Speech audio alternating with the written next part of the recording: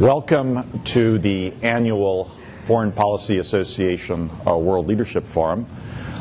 This morning's proceedings are decidedly economic in focus. We're delighted to have two very outstanding panels.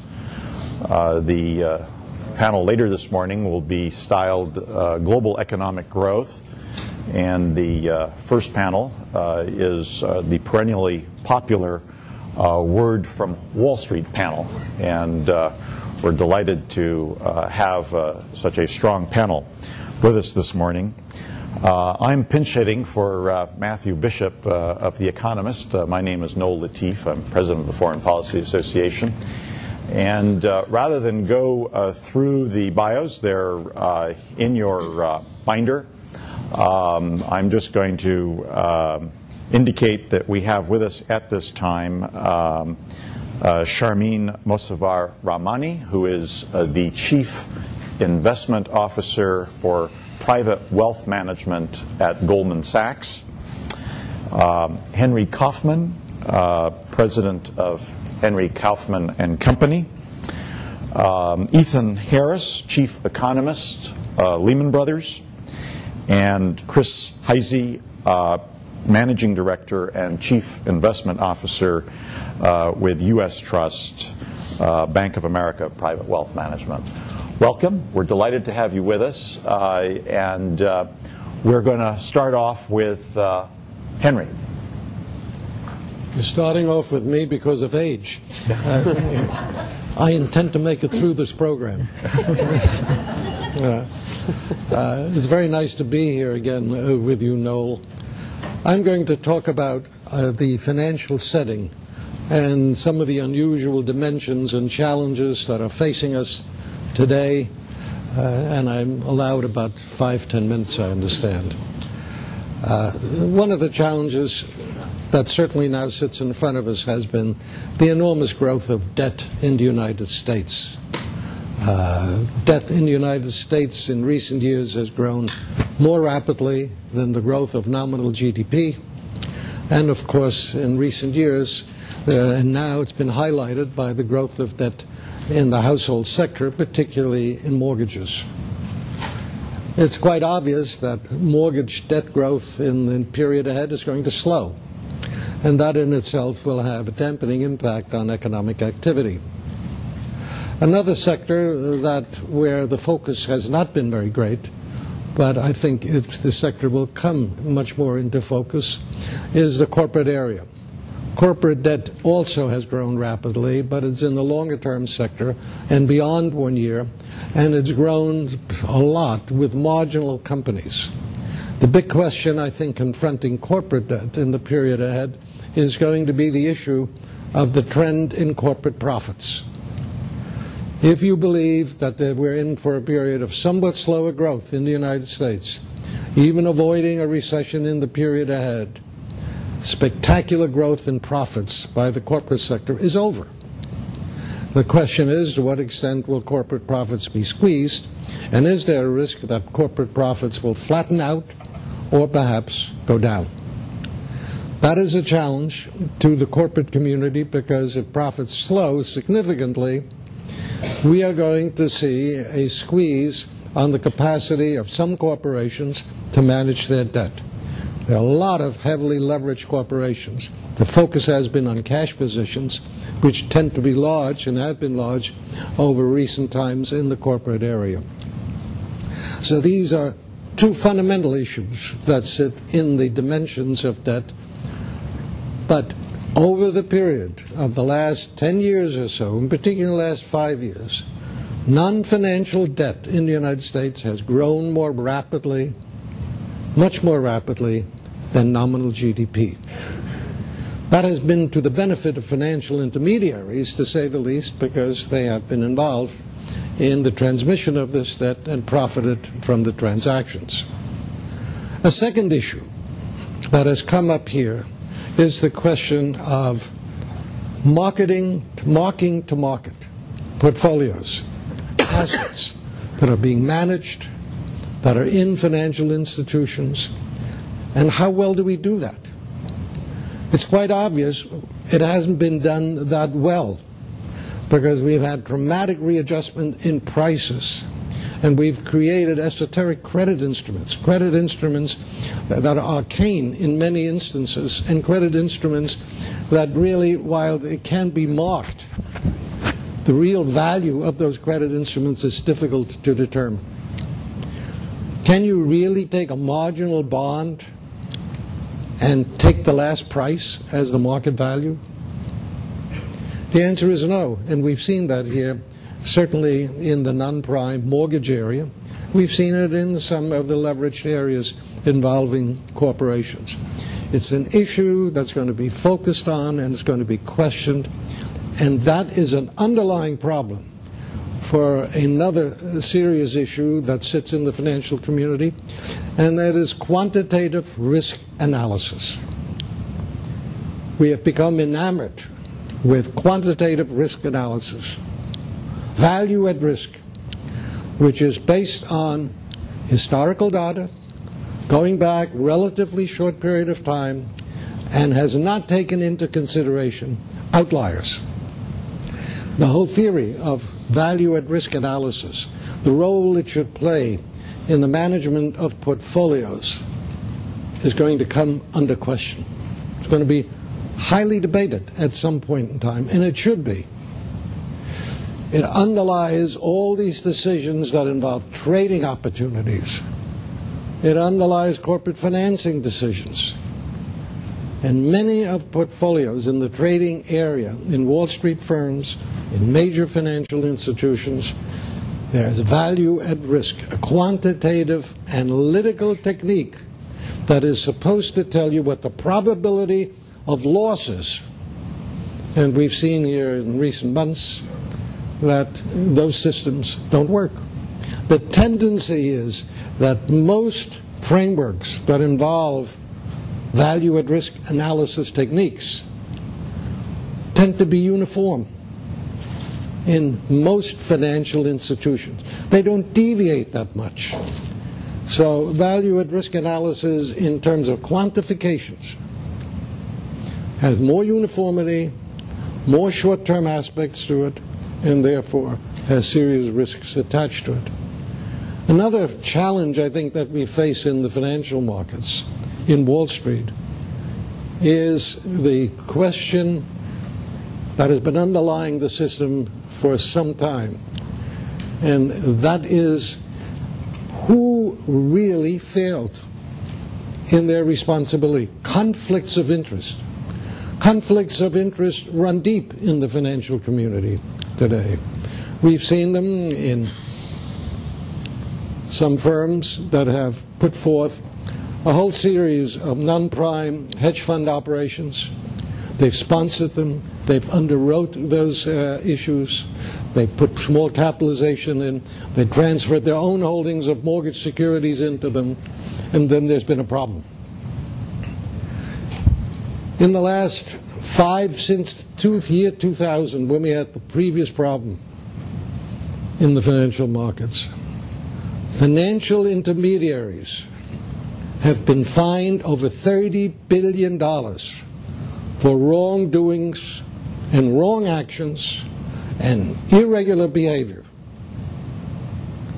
Now, that raises the final point which I want to make is, who is responsible for managing our financial system today?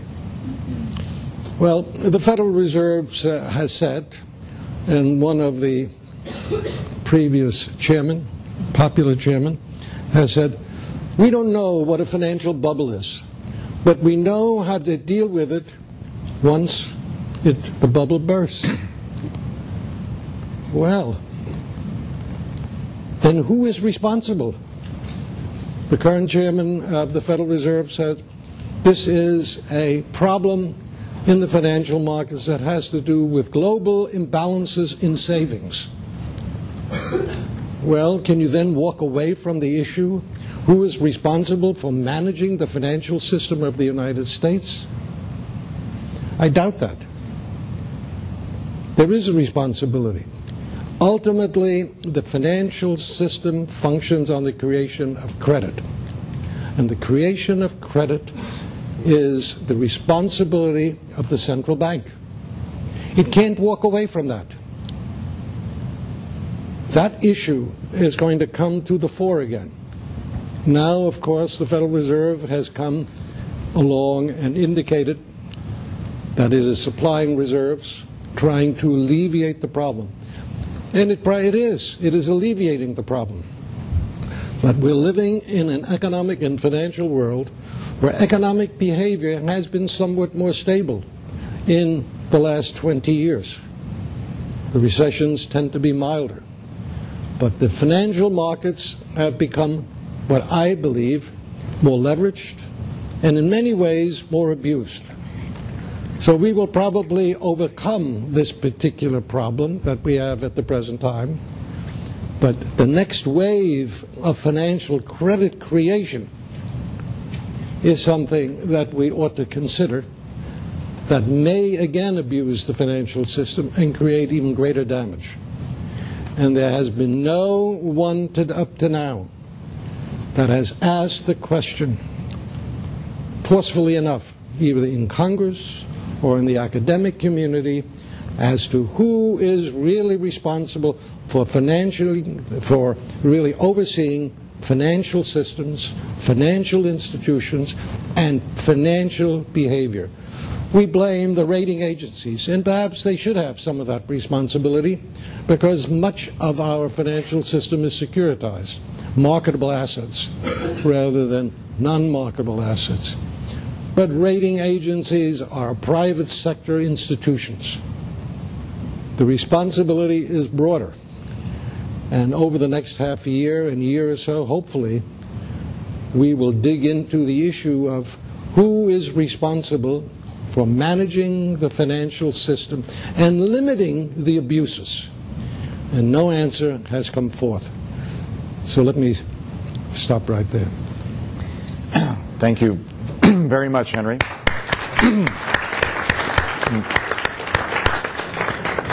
We have been joined by Richard Bernstein. Welcome. Thank you. Richard is the Chief Investment Strategist and head of the Investment Strategy Group at Merrill Lynch.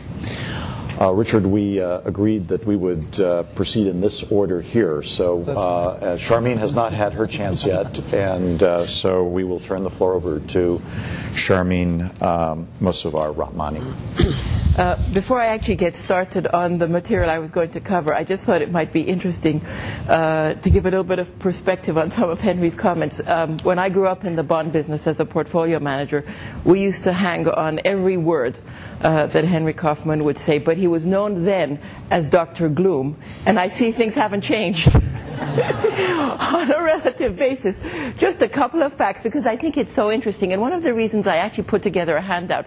I know it's meant to be a conversation, but I think with conversations you can look at a glass and it's good to see is it half empty, half full, and a conversation people can have a different perspective, but the facts are the facts. So I thought in terms of these comments about debt being a major problem, especially in the US, I think a couple of interesting points. One is the government debt. As you know, because of the great economic boom we've had for many years, the budget deficit has actually been reduced. And on the corporate side, in aggregate, in terms of corporate America, they have the highest levels of cash in terms of relative to their assets in 35 years. And in terms of debt as a percentage of their assets, it is actually the lowest, just other than a couple of years ago, the lowest in over 35 years. So while you hear these comments in some narrow areas, and Henry was quite precise when he said in lower credits they have a lot of leverage, but in aggregate, if you look at all of corporate America, that is actually not the case. Corporate America is in great shape. And in terms of their profit margins, what's been a little bit of an enigma, which is interesting, is margins today are at levels that we hadn't seen since the 50s and 60s. And in fact, if one were to think this is a period like the 50s and 60s, with low volatility of interest rates, low volatility of inflation, and generally low inflation, one can see that margins can actually stay at these levels. I'm not making a forecast whether they will definitely go down or not, but the level we see now is higher than we saw in the late 70s, 80s, and 90s, but is actually not that high relative to what we saw in the 50s and 60s. And so again, it's a matter of, I think, perspective, but corporate America is in great shape. Profit margins are high, but they have been much higher for decades in the past when inflation has been low. And so in terms of our perspective, are we in turbulent times? Our view, it's a resounding no, we are not. In fact, it's a little bit the press and the newspapers and the media that make such a big deal out of all of this. And I thought it might be helpful just to look at a couple of pages, just to put all of this in perspective. If one didn't know in the middle of August, if you looked at the newspapers or heard pundits on the matter, you'd think the world was falling apart. But actually, let's look at some facts. For some of you who are more quantitative, there's a bit more data. For those who don't want to be too quantitative, you can just look at the exhibits. But what we've tried to show you here is what has this volatility been like in the context of past periods. And what you can see is that even at the peak of volatility in the recent period, it's nothing compared to what we had in '98 and through most of the 2001 through 2002-3 period. If you put it in even greater historical perspective, going back to 1950, you can see the little blip we had in the last month or so barely registers compared to what we've had in previous periods. So what it is that we've had a little bit of volatility relative to a very calm period in 2004, 5, and 6. So we've been in a very smooth period, then a little bit of volatility, and suddenly people think it's a tsunami. It's just a ripple. And if you look at the actual returns in the marketplace, let's look at the S&P 500.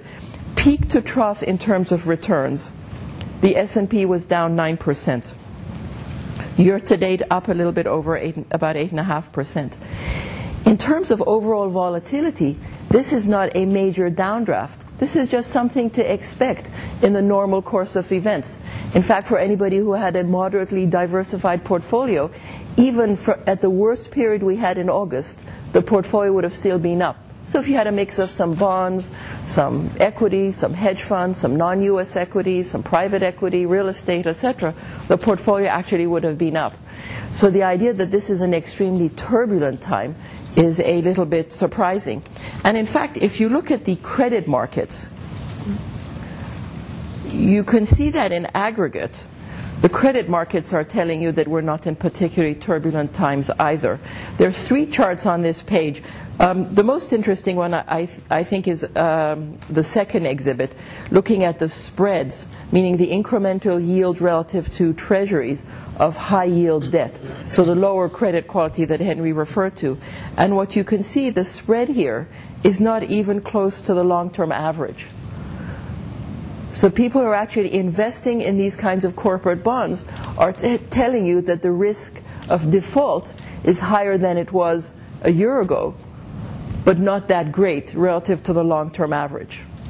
And what's even more interesting is in the emerging market area in terms of spreads. They're the lowest we've seen historically. And even with this volatility, you haven't seen much widening of spreads. I know my colleague Bob Hormats is going to talk a little bit about Asia, but that's basically because of the incredible growth that you're seeing in emerging markets, especially in places like China, etc. Now, I was trying to think, why is everybody so excited about just this volatility that we've had? Again, looking in aggregate at global savings rate, even in the U.S., everybody likes to complain about the consumer. The net worth of the average household in the U.S. relative to their income, other than for a brief period in the peak of the bubble, is at the highest we've seen, again, in 30 years. So, again, leaving aside the headlines, the facts are that corporate balance sheets are in great shape. The U.S. budget deficit relative to history is pretty good. On average, we've only had, I think, 2 or 3 years over the last 30-plus years where the U.S. hasn't run a budget deficit. So it's nothing alarming. So I was thinking, was it the volatility of the hedge funds? Was something going on in hedge funds? And obviously you've seen all the headlines about hedge funds, including our own, that was disturbing people. And I was looking at the correlation of hedge funds and saying, was there something there that was unusual? Was there a big change? And this is just an exhibit that shows how hedge funds, different kinds of hedge funds, have reacted with other parts of the market, and there's absolutely nothing unusual there as well. And in terms of quantitative techniques, people talk about VAR, the value at risk, but people in our industry are actually pretty smart. They are not wed to these quantitative tools. I can just speak about what we do at Goldman with our balance sheet. People don't just put together a quantitative model and say, okay, our value at risk is X, and think that that is the end-all and be-all of numbers. Firms like ours actually do a lot of analysis and saying, let's say the worst thing happened in every sector of the market. So what happened in 97, 98 in terms of the emerging market debt happens to us. What happened in late 89, early 90 in terms of the high yield market is what happens to our high yield portfolio. What happened in equities in 2001 and 2002 happens to that part of our balance sheet. And actually do scenario analysis and say, let's say the worst scenario in every asset class that we have seen over the last 20 years, 30 years occurs, and then put it all together. Is that something that we as a financial institution can withstand? And again, I don't know about other institutions, but I think people have actually moved beyond value at risk and are pretty careful and thoughtful about how to manage risk. And again, with the exception of a handful of hedge funds that got hit, most hedge funds actually year-to-date are positive and have returns in the 6 to 7% area. Now, from a financial conditions perspective, just looking at a host of leading economic indicators to get a sense of looking forward. Nobody in our industry has a crystal ball. None of us do. I think if you asked Bernanke 2 months ago, did he know that he was going to be easing by 50 basis points? He would have said no. So it's important to recognize nobody has a crystal ball. We all look at a handful of indicators. And what you see on this page is that globally, financial conditions are not tight, i.e., in our view, we're not looking at an environment where we would think we're going to go into a recession. Is U.S. growth going to slow down? Yes. 2% seems like a reasonable expectation for the next 12 to 24 months, but growth in other parts of the world is actually picking up and picking up quite significantly. And one can see what's going on in China as a perfectly good example. Again, my colleague Bob Hormats is going to talk about that a little bit later. So in aggregate, we don't think we are in turbulent times, and we don't think that we're going to go into a major downdraft in terms of the economy and its implications for portfolios. Thank you. Thank you very much, Charmaine.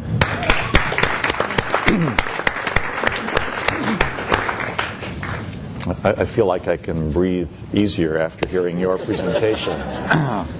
We're going to turn the floor over now to Ethan Harris, Chief Economist at Lehman Brothers.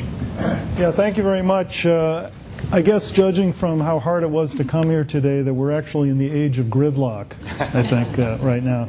But what I'd like to do is kind of build on the previous comments and also bring in Alan Greenspan's book, which I think had something to do with the choice of the title of our talk today. I think the starting point is to acknowledge that we may be going into an age of turbulence, but we're not coming out of an age of turbulence. You know, from the seat of a Fed chairman, it's always turbulent times.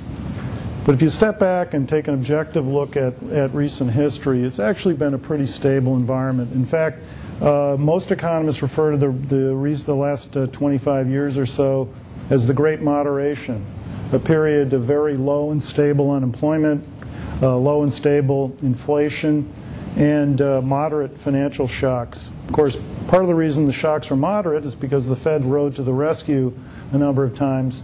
So I actually don't think we're coming out of an age of turbulence. I do think we're entering a tougher period, and adding to what Henry was saying, I think in fact Alan Greenspan handed Ben Bernanke a tough portfolio. Because think about what happened in the last part of Greenspan's chairmanship. The Fed cut interest rates to just 1% and then very reluctantly raised rates, and raised them in the friendliest way they could think of. 25 basis points, no surprises, never deviate from that path. Assure the public that you're not trying to employ restraint. All you're doing is normalizing interest rates. This is the kind of super sugar-coated Mary Poppins monetary policy, right? And the problem with it was, as Henry suggests, is that this was in the context of an emerging bubble in the housing market. Now, Alan Greenspan has told us that the Fed tried to stop the bubble with their rate hikes, and you can't stop a bubble without killing the economy. And I agree with him. It's a tough job, and certainly the Fed did a reasonable job of monetary policy in the last part of his term. But I still don't understand why the Fed could never have raised by 50 basis points. Why did this have to be a completely shock-free, benign interest rate cycle? And isn't it dangerous for a central bank to repeatedly tell the financial markets, we can't see bubbles? In other words, we can't second-guess the collective wisdom of all the great minds in Wall Street, right? Well, the fact is the markets do go into bubbles, and the great minds often get off on a tangent, and speculation builds on speculation. The central bank should not be saying we can't identify bubbles. That's really an implicit message to people in the marketplace that go ahead and have some fun out there. So I think that I don't think it's an easy task for the Fed. It's very difficult. It's hard enough to manage the economy without having to manage asset markets. But I think the Fed's position of leave the markets alone while the bubble develops and clean up the mess afterwards is too extreme. They need to lean against asset market bubbles, provide some verbal resistance, and be a little more, let it enter into their policy decisions. So I think that in that respect, some of the turbulence we're seeing now is inherited from Alan Greenspan. It's also true that the Fed allowed the economy to overheat a bit here. So not only did Ben Bernanke inherit a bubble in the housing market, he inherited a mild inflation problem. And so the turbulence we're kind of looking at now is partly a legacy of the Fed. Again, the Fed isn't the main culprit here. A lot of this is internal dynamics of the markets. They're not perfect in spotting all the problems out there. So I think they deserve a small part of the blame, but I think that they certainly deserve a part of it. Now, going forward, I agree that the corporate sector's in good health, and has really, we've had quite a massive profits boom and a very conservative run-up in the stock market. However, there's one part of the U.S. economy that is very sick and is not getting better soon, and that is the housing market. The expansion of credit to low-quality borrowers got way out of hand. We can spend an hour talking about why it happened. And the adjustment we're seeing in the housing market is only halfway through. And we're going to be seeing a major recession in home construction for another year. And all that talk about a soft landing for home prices, it's not going to happen. I would have argued a year ago that we could get a soft landing for home prices. Now I don't think it's possible. And the reason is that there's too much credit being pulled out of the housing market, and there's way too much inventory of homes for sale in the market. There's too much of a glut in the housing market. So we're going to, unfortunately, and I don't want to be the new Dr. Gloom here. I'm learning from the master here. But I think that the truth is that this is going to be a major weight around the economy going forward. So yes, we probably skirt recession. But are we looking at a pretty darn weak economy? Yeah. And should the Fed be cutting? They really have no choice. And I think there'll be more rate cuts out of the Fed. So I think that those are all important issues. But if you step back again and kind of look at the world from a longer historical perspective, we're not in an age of turbulence. The 1970s was a much more turbulent period. The 1930s much more turbulent. Even the 40s. But we're in a challenging environment, and I wish our new Fed chairman a lot of luck here. Thank you very much. Thank you. Chris? Thanks, Noel. I'm just happy I don't have to go last after Rich, but I will try to address three of the previous speakers' comments as concisely as I can. I'm going to take a little different approach from a global perspective and take a look at bridging the gap between what's going on cyclically and what we think is going on secularly. From the standpoint of turbulence, I would say that if we're not in an age of turbulence, then we should worry. But turbulence is really relative. I think if you sit in a lazy boy chair, an easy chair, and one that has a vibrating mechanism with it, the relevant shift to turbulence, you can feel it, and I think that's what we're feeling right now. Our position is this is not a liquidity crisis. This is more or less a short-term credit crisis. You can take a look at 3-month T-bills to see that, or LIBOR yields. But we have to address it, and the Fed is doing their job at that right now. Other central banks haven't followed yet, but we believe they will at least not hike, maybe possibly move towards an easing cycle themselves, like the BOE and the Bank of and the European Central Bank. I would say that from a cyclical perspective, our position is exactly in line with what Ethan said as far as housing is concerned. That is probably Pandora's box, but the box is going to be closed for a very long period of time.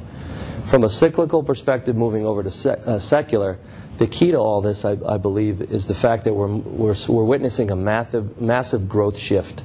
The mix of growth in the world has clearly shifted from the U.S. consumer to perhaps emerging market consumers, and we'll see this over the next couple of decades. But really, if you look at the country dynamics, I think we're all used to in the last couple of decades, perhaps longer, you had this dual relationship perhaps between Japan and the United States as it relates to global trade, as it relates to the flow of capital, and investors were used to that.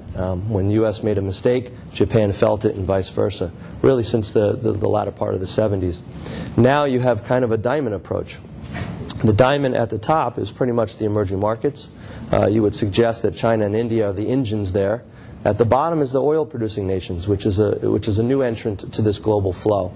On the right-hand side, you can argue that it's Japan and Europe, predominantly Japan, and then you have the U.S. on the left side.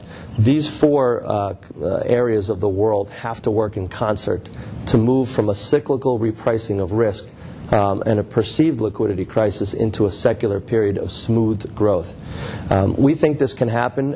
It's going to happen over the next decade. It's not going to take a year, and no central bank in the world is going to be able to smooth this out as quickly and as less concerning as investors would perhaps want. So we do think we're in some sort of a turbulent time. But if you take a look at the emerging markets being at the top, you have tremendous difference in their balance sheet today versus literally 10 and 15 years ago during the LTCM and below that crisis and the Thai baht crisis in 97 and the tequila crisis in Mexico in 94. Tremendously healthy balance sheets. The emerging market consumer is now starting to get healthy. You're starting to see mortgage markets created in areas of the world that never had it before. Japan is now becoming a high-end producer of goods, not the low-cost producer. They're actually moving that machinery up to the emerging markets, and China is benefiting from that, sending the low-cost goods to all of the other three partners. The oil-producing nations have the chief commodity in the world, energy. They're exporting it to the three other areas as well, and the U.S. consumer is still the consumer of choice. So if these four areas don't work in concert, the secular growth shift that we just talked about is going to be extremely turbulent. And the one thing that can break this down is inflation hits China. Now, I don't know if you've seen it, but import prices as it relates to coming into the U.S. have risen dramatically coming from China. That's not as concerning to us.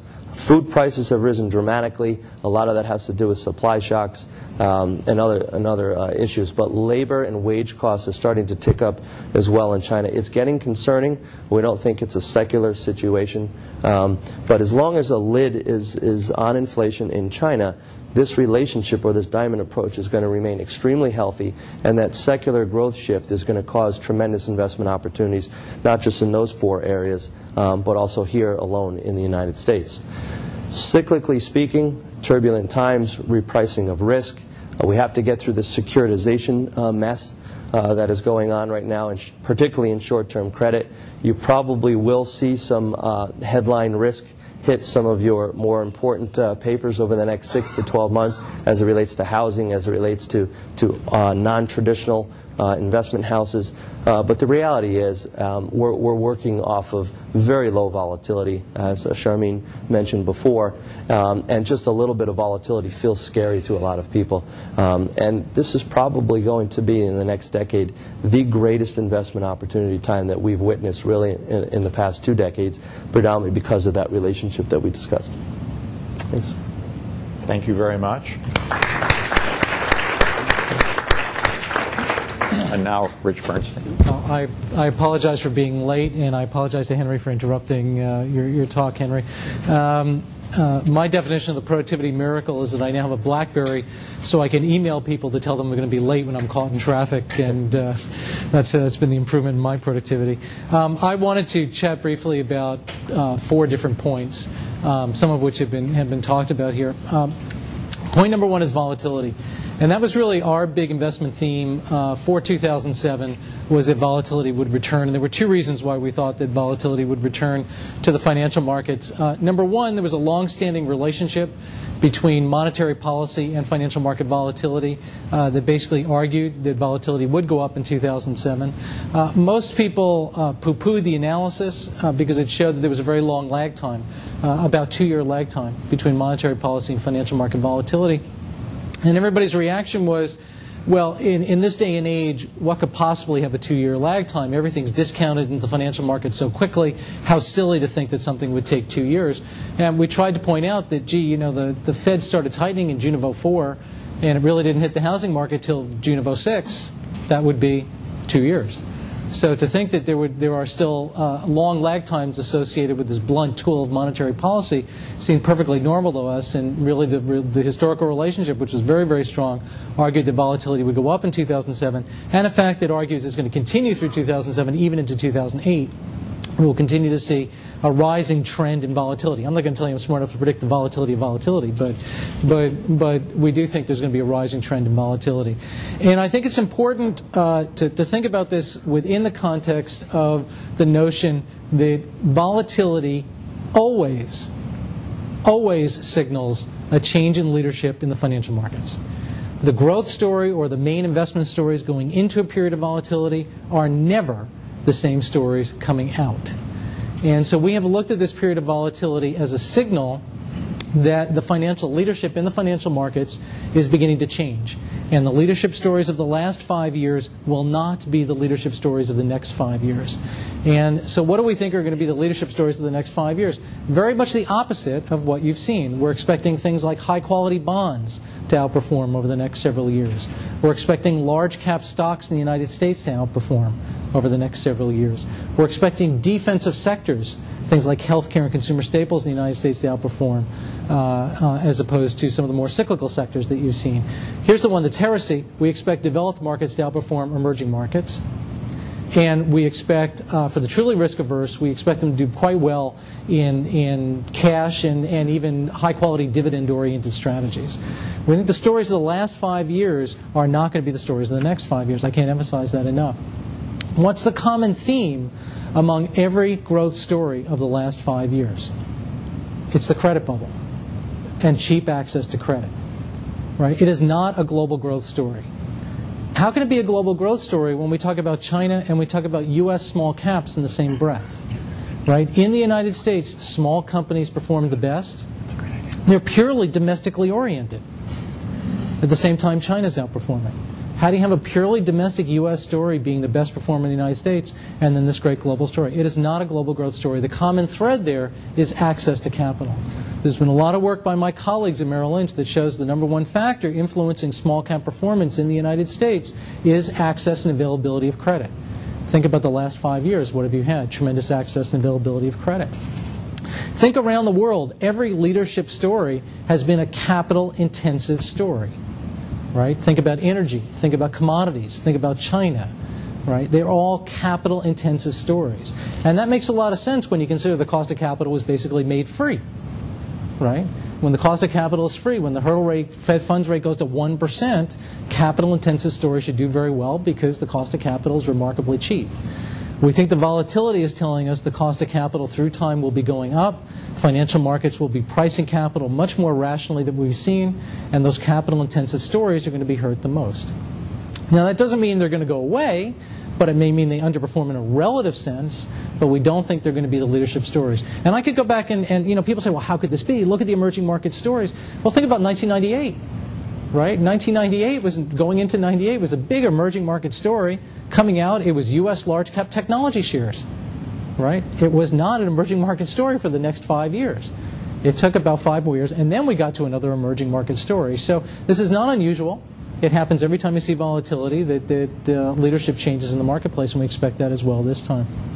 I think I mentioned 1998. I think point number 3 is we have to try to decide right now if we're in an environment like 1998 where the Fed overreacted to a financial situation and we ended up with a technology bubble, or are we looking at something like 1989 where the Fed eased interest rates but credit conditions remained very, very tight and got tighter and tighter and tighter, and we ended up with a consumer-led recession, real estate problems, and that sort of thing. I think, by the way, the kind of cute mid-cycle pause analysis is very cute. I think it makes people feel good. I think there is absolutely no relationship to what's going on in the current economy. There is nothing today like 1995. I think there's no similarities at all. 1998, again, Fed overreacts, but 1989, it doesn't really work. I actually think, unfortunately, we're in a 1989 scenario.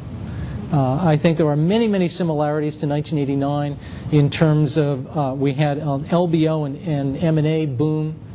We had a real estate boom. Maybe the contours of that real estate boom were a little bit different now than they were in 1989. And we had an Asia story. That's the one that people don't remember. The Asia story was not China, it was Japan. And people say, well, but the Nikkei never went up the way the Shenzhen index went up.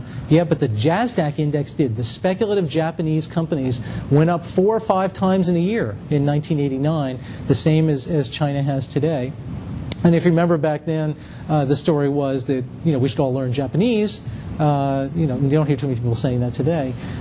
So clearly there are differences between China and Japan. I'm not trying to equate the two. Don't misunderstand my point. But I think there are many similarities to 1989, and I think that's kind of the risk. Well, the markets have kind of treated it as though it's 1998. The Fed has overreacted to a financial event. Every risk trade around the world has begun to outperform since the Fed initially cut the discount rate. In fact, we wrote about that and we said, my words, not exactly what we wrote, but Mr. Bernanke, did you notice that you've cut the discount rate and commodity stocks are leading in the equity market? It's not financial stocks. We thought the whole point of cutting the discount rate was to help the financial stocks. They've been among the worst performers, meanwhile the commodity stocks have been among the best. The markets are treating this very much as a 1998 type event. We're not so sure. We're not so sure, and therefore we think those 5 themes are going to outperform. Final point I want to make very quickly. I'm surprised nobody mentioned the dollar. Because I actually think that's one of the biggest issues right now. Or maybe, Henry, maybe you did before I came in. But anyhow, but I think it's one of the biggest issues right now is the dollar. And I think it's important to remember that when your currency depreciates, your standard of living goes down. And I think in a very odd sort of way, this is going to be the main issue in the 2008 elections. Not in terms of everybody's thinking of the dollar, but in terms of our standard of living going down. It was mentioned before, average net worth is the highest in U.S. history or whatever the statistic was. That may be true. Unfortunately, it's the median that makes a difference for elections, not the average. It's the median that actually votes, not the average. And the median is not doing very well right now. And the median voter, I think you're going to hear a lot as we roll towards 08 in terms of the historical disparities in wealth, historical disparities in income. I think you're going to hear a lot about protectionism. I think this GM strike is another symptom in that process. It's not in and of itself. It's just another symptom of the disparities of wealth that are going on in the economy. And I think as we roll towards 08, that's going to be a huge, huge issue. What's going to happen with the dollar? Well, our FX team is basically predicting continued weakness in the dollar. Of course, you can have ripples up and down. My personal feeling is the dollar will remain weak or generally weak until we clean up our monetary and fiscal policy. If the IMF goes to Argentina or Malaysia, and we'll always tell them you have to clean up your monetary and fiscal policy. The good thing this time is the IMF's in Washington. They don't have to pay any T&E expenses to go help anybody clean anything up. They just walk across the street. And I don't think we should expect any real strength in the dollar until we clean up our own monetary and fiscal policy mess. But I think the main thing I want to leave you with here is volatility signals a change in leadership. Thank you very much, Rich. I'm going to press the panel on 2 issues, and then I'm going to open it up for questions and for questions from the panelists to each other. The question that Henry posed, who is responsible for managing our financial system, is, I think, a very important question. And I was wondering if the other panelists would like to weigh in on that. Do you feel that There is inadequate regulation of the financial system. Are the central bankers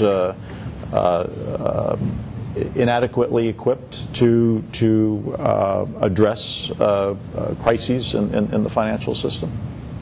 Should we start with you, Ethan? Well, as I said, I think that the argument that the Fed just steps aside and watches a bubble because it's too hard to identify and too hard to manage, I think it's just too extreme a position, and they really should try to lean against and mitigate these asset market bubbles. So that's part of it. The other part, and again, a lot of this is concentrated around the housing story right now, but we know that the bubble in the housing market was driven in part by investors piling in, looking for yield, eagerly grabbing up all this low-quality debt.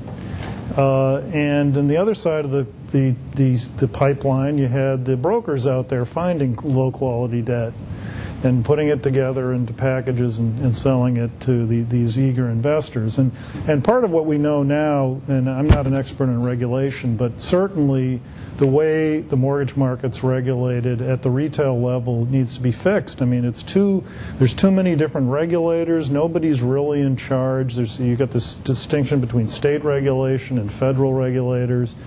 And you just need a more organized regulatory structure so somebody really is in charge there. And I don't have a specific solution. I think that we're going to move in that direction. It has to be a federally driven regulatory process because that's how you get consistency. If the individual states are competing to see who can be most loose in their standards, then you have a real problem. So yeah, definitely in the mortgage space, we need better regulation of mortgages. Thank you. Charmaine, do you want to weigh in on that? Do you think that the system is up to the challenge? I think having these small episodes of, and again, in the context of the global economy or the context of a $7 trillion global economy, these are little ripples. And to think that these shouldn't exist and it should be smooth sailing all the time is just unrealistic. And I think there's plenty of regulation. And the fact that in some corner, and people talk about housing broadly, you could go to Michigan. I'm sure nobody in the Detroit area thinks there's a housing bubble. You could go to Massachusetts. Massachusetts housing hasn't been in a bubble for years, and that's because of population growth. So are there some pockets in Florida where there's a bubble? Yes. Are there some areas where there are small dislocations? Yes, but to over-regulate so broadly to prevent some of these dislocations from occurring is just not reasonable. I think human nature is fear and greed, and so on the fear side, people will overreact, just as they have a little bit to what happened over the last couple of months, and on the greed side, things will get overvalued. But if you think of regulation, if the economy is growing at a moderate pace, if the tightening has actually already slowed the economy somewhat, why do we need additional regulation? So I think we have plenty of regulation. Thank you. Something like that idea. I'm going to switch to the other point. Can I just make a yes, comment Henry. on this issue, because you reverted to my view on this. I think there is a serious fundamental issue underlying here, and that is, how do you discipline financial markets and financial market participants? And in a completely democratic economic society, the answer is those who do well prosper, those who do poorly fail. But in our financial system, the way we run it, that is not the case. We do not allow large financial participants to fail. We allow small participants to fail. And that creates a system that in the long run cannot function well to the benefit of society, because smaller institutions will disappear, larger institutions will become more amalgamated, and therefore will not be able to run a real free financial system. And we have not overcome this. The Bank of England just rushed to the aid of a bank. Long-term capital management was not allowed to fail. Not allowed to fail because participants that were lending and involved with long-term were twisted to help keep it afloat as such. And this goes back in our history that in the post-World War II period, we do not allow large institutions to fail, either here, in Europe, or Japan, or anywhere else. Now, over the long term, and over the long term we're all dead, but over the long term, we are going to change this financial system to the detriment of an economic system, a free, democratic economic society. Now that's the underlying long-term issue. We will not deal with it over the short term. May I just make one statement, though? I think long-term capital did fail. For anybody who invested in long-term capital, their assets went to zero. What happened was the Federal Reserve Bank of New York decided that for them to unravel and unwind their positions would be broadly disruptive, so they asked a handful of firms to help make the unwind more orderly. That was the extent of it, but long-term capital, by all measures, failed. The assets of all the investors went to zero, and as an entity, it doesn't exist anymore. So it did fail. It was just that the process of failing was done in an ordinary fashion, not to be disruptive to the markets. Let me come back to it. I'm sorry to really belabor this. Makes a conversation. I had this discussion with the former chairman of the Federal Reserve, and where the question was raised, there are large institutions in the United States, we don't allow them to fail. And the response was, well, we don't allow them to fail, but the management can be removed. The depositors, if it's a deposit institution, will not be allowed to fail, but some of the managers in the middle may be removed. So there is a disciplining factor. The answer is wrong. And the answer is wrong because in the process, before that institution is disciplined, before Citigroup, which nearly failed, slowed down its process, and in many of the large institutions slowed down their credit creation, they created unnecessary debt. Debt that should not have been created if they had followed a disciplined credit creation process. And they were allowed to create excessive credit to the detriment of our society. And that can't be negated by this argument here that everything moved along smoothly and the market adjusted. The market did not adjust.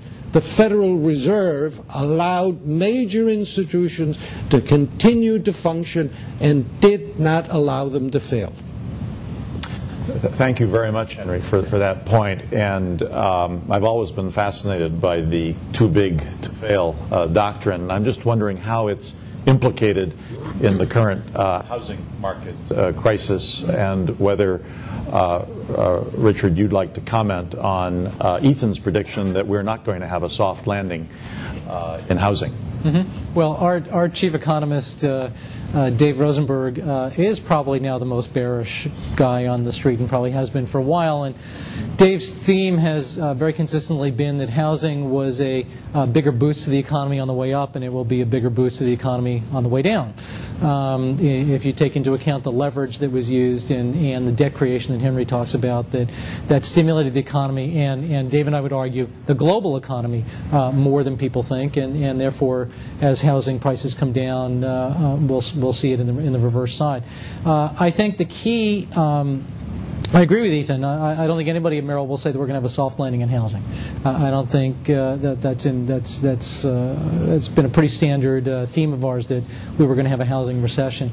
I think the question, though, and the difference of opinion within the firm revolves around how quickly this manifests itself and how deep it is. And for that, I think we're all watching some of the employment statistics pretty closely. I think the data show pretty clearly, unless you want to posit that home prices are going to fall 25%, which maybe they will, but let's for a second assume that they're not going to fall 25% on a national basis, the number one factor affecting foreclosures is employment. And so far the employment data have been mixed, I would say. If you look at jobless claims, they've been in a range for quite some time. Obviously, payroll employment, we got our first negative number in a long time. But I think if you're worried about that, that's what I would look at, and I would try and look at all the leading indicators of employment. I think that will tell us whether we're going to have a really hard landing or not. Chris, do you want to comment on I think I would add to that, precisely the same point. I think the R word that everybody talks about, the famous R word, is going to be just, contingent in the housing sector itself. But if you take a look at the entire economy globally, I think the real R word is reflation again. We're living in another period of a reflating mechanism around the world, which shifts capital to where the greatest risk-adjusted returns are. And I would say that one mechanism to look at is the price of gold in relation to the two largest asset classes in the world, which are equities and fixed income. And if you plot the price of gold versus equities since the year 2000, it's dramatically outperformed in an age where inflation was not a problem. I mean, that just doesn't happen. Same thing against fixed income. It outperformed fixed income in an age where there is no inflation per se. You can argue that cyclically there's a little bit right now, but secularly inflation's low. So that means, in our opinion, that there's this massive economic transformation going on where there is a growth shift. So housing in the U.S. should contain the recession there. The Fed should do its job and stabilize the credit markets, cause risk-taking to come back into the markets, perhaps as we head into the first part of '08. The real question, I think, is what Rich mentioned before, and I think Henry as well, is what happens to the profit cycle in the U.S.? What happens to financial earnings? Can energy earnings hold up? And collectively, if you get $100 of S&P earnings with a multiple of some 16 times, you're okay. So the broader question, I think, is to ask ourselves, are we looking from a global perspective of the age of reflation coming back with recession contained in the housing argument? Thank you. Why don't we open it up for questions from the audience? Sir? Yes, please. I had a question about the currency, and you're talking about gold prices. I'm just wondering, in the Western states, you've had a real, ignoring the resources there because you don't have a N43-101 standard here, like you do in Canada. For those who don't know, that means they accept what's in the ground, and you don't have to disclose it. It's actually accepted. And you've got anti-leaching laws in Montana. We have environmentally friendly ways to extract gold now, and there's tremendous resources out there. Claims have lapsed, and I just feel like in the coming years you're going to see a lot of companies out there that are grabbing up these properties. With the gold price being so attractive, more money being spent on extracting above ground resources and exploring for below ground resources in those areas, and that further flows into, you're talking about India and mortgage and the corporatization of real estate. That's something that our group's been involved with in 699 on a very strong level. And you might want to add another component to your diamond analogy and look at Canada and how they environmentally responsibly manage their natural resources. They help shortfall from the U.S. with natural gas and oil. And look at all the oil you have in the shale, Wyoming, Colorado. And I know the government is leasing out land right now to natives. Could we have the question, please? The question is, how do you think that that's going to help the currency in the coming years? The Canadian dollar is right there on par now. And I think that's a big reason for it. Rich, you brought up the currency issue. Do you want to make some comments? I would actually say, I think to some extent, you're looking at this backwards, with all due respect. I think if you were a commodity investor in Europe, last 12 months you're very upset. You're down about 10 to 20%.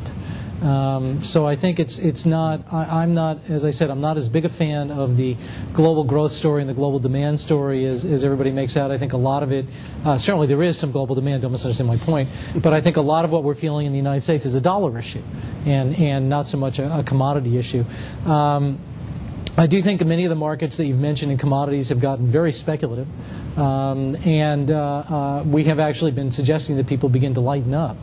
Outside of a dollar collapse, obviously, but because we think that by our reckoning, commodity prices right now are about let's say roughly about 20% above where they could be, where they would be if they were based purely on fundamentals right now. And so that's pretty high relative to history. And so I think this has been more of a dollar effect than people think, and maybe has become a little more speculative than people think. I think it's important to remember commodities troughed in 1998. It's not a new story. But Charmaine has a follow-up question for you. I was just wondering, since you brought up commodities and talked about the rotation from what we've seen for the last 4 or 5 years, then would you think commodity-related stocks will basically underperform energy, mining, etc.? Yeah, exactly. That has been one of our calls. We made a big call on energy and commodities in 2000. Largely, we thought that they were going to be one of the big themes of the decade. We had several, but that was one of the big themes of the decade that we thought. And it was really kind of based on a scarcity issue and a lot of other things. Little did we know Fed funds was going to 1, and it would spur everything to what we saw. But yeah, we have been suggesting that people sell commodity stocks, they sell commodity countries, things like that.